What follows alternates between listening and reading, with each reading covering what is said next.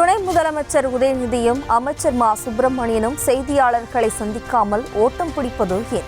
தமிழக பாஜக தலைவர் அண்ணாமலை கேள்வி. இன்னைக்கு ஒரு பிரச்சனை எல்லாம் எஸ்கேப் ஆகிறாங்க பாருங்க. உதயநிதி ஸ்டாலின் பிரஸ் பார்க்கறது இல்லை. அவரை பார்த்தா நீங்க கேட்குற முதல் கேள்வி தெரியும், எஸ்கேப். அவங்களுக்கு என்ன, 3 மாசம் நம்ம பார்க்கலன்னா மக்கள் மறந்துடுவாங்க, அடுத்த இஷ்யூ வரும், அதுக்கு போயிடலாம். இதுல ஒரு துணை முதலமைச்சர் பிரஸ்ஸை பார்த்து அவங்க தரப்பு கிளாரிபிகேஷனை கொடுக்க முடியலனா தைரியம் இல்லை உங்களுக்கு. துணை முதலமைச்சராக இருக்கிற நபர் ஃப்ரண்ட் பண்ணும் பிரஸ்ஸை. அண்ணா கேளுங்கண்ணா, திமுக கட்சின்னு சொல்றாங்கல்ல, நான் எவிடன்ஸ் கொடுக்குறேன் இல்லை அப்படின்னு சொல்லணும். ஆனால் இன்னைக்கு உதயநிதி ஸ்டாலின் அவர்கள் பிரஸ்ஸை பார்த்து ஏன் ஓடுறாரு? ஏன் பிரஸ்ஸை பார்க்காம இருக்காரு?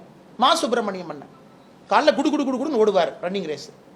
இன்னைக்கு எங்கே பிரஸ்ஸை பார்த்து அதே ஸ்பீடில் ஓடுறாரு. ஏன்னா நண்பர்கள் நீங்கள் கேட்டுருவீங்க, என்னென்ன நீங்கள் சாப்பிட்ற இடத்துல பின்னாடி அந்த ஞானசேகரன் ஃபோட்டோ இருக்குன்னு கேட்டுருவீங்கிறதுக்காக ஓட்டப்பந்தயத்திலே ஓடுகின்ற வேகத்தை விட மாசு ஒன்று இன்னைக்கு பிரஸ்ஸை பார்த்து ஓடுறாரு.